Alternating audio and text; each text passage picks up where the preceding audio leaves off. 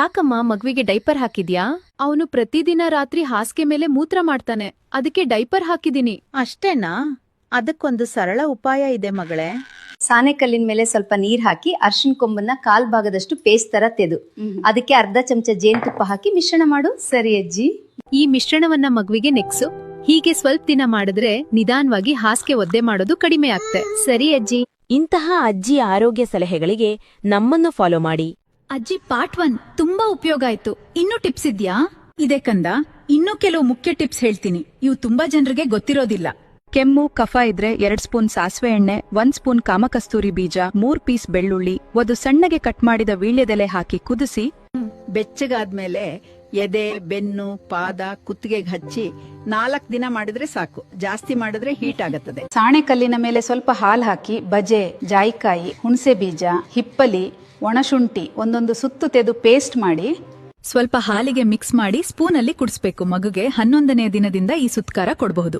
ಮಗು ಇರೋ ಮನೇಲಿ ಬಜೆ ಇಟ್ಕೊಂಡಿರ್ಬೇಕು. ಕೆಮ್ಮು ಕಫ ನೆಗಡಿ ಇದ್ರೆ ಸಾಣೆಕಲ್ಲಿನ ಮೇಲೆ ಸ್ವಲ್ಪ ಹಾಲ್ ಹಾಕಿ 3 ಸುತ್ತು ಬಜೆ ತೆಗೆದು ಕೊಡ್ಸಿದ್ರೆ ಕಡಿಮೆ ಆಗುತ್ತೆ. ಮಗು ಪದೇ ಪದೇ ವಾಂತಿ ಅಥವಾ ಭೇದಿ ಮಾಡಿದ್ರೆ ಸಾಣೆಕಲ್ಲಿನಲ್ಲಿ ಸ್ವಲ್ಪ ಹಾಲ್ ಹಾಕಿ ಜ್ಯೇಷ್ಠ ಮಧು 3 ಸುತ್ತು ಸುತ್ತಿ ಪೇಸ್ಟ್ ಮಾಡಿ ಸ್ವಲ್ಪ ಕೊಡಿಸ್ಬೇಕು.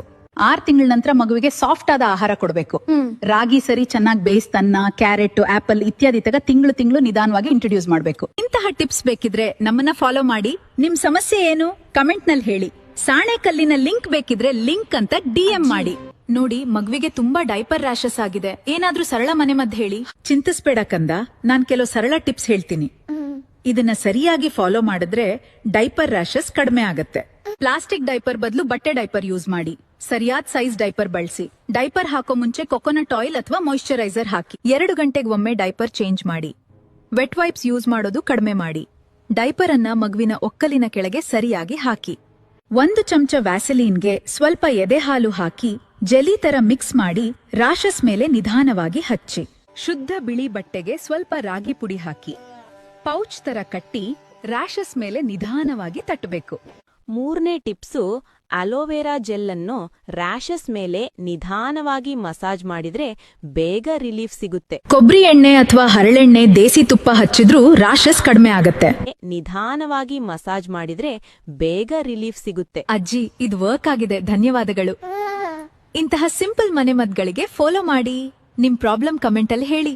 ಅಜ್ಜಿ, ಮಗುಗೆ ಬೆಳಿಗ್ಗೆಯಿಂದ ಲೂಸ್ ಮೋಷನ್ಸ್ ಆಗ್ತಾ ಇದೆ, ಏನ್ ಮಾಡ್ಲಿ?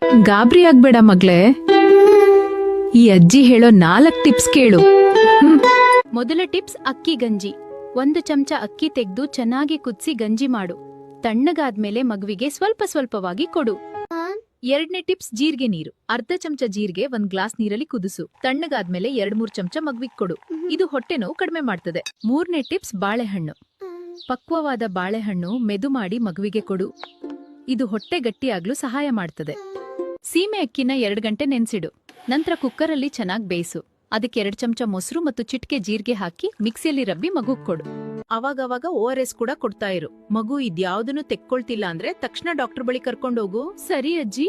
ಇಂತಹ ನ್ಯಾಚುರಲ್ ಮನೆಮದ್ದುಗಳಿಗಾಗಿ ಅಜ್ಜಿ ಆರೋಗ್ಯ ಟಿಪ್ಸ್ ಅನ್ನ ಫಾಲೋ ಮಾಡೋದನ್ನ ಮರೆಯಬೇಡಿ. ಅಜ್ಜಿ, ನನ್ ಮಗಳು ರಾತ್ರಿ ಮಲ್ಗೋದಕ್ಕೆ ತುಂಬಾ ಕಷ್ಟ ಪಡ್ತಾಳೆ. ಚಿಂತಿಸ್ಬೇಡ ಮಗ್ಳೇ, ಮಕ್ಕಳು ಶಾಂತವಾಗಿ ಮಲಗಲು ಕೆಲವು 8 ಸರಳ ವಿಧಾನಗಳಿವೆ.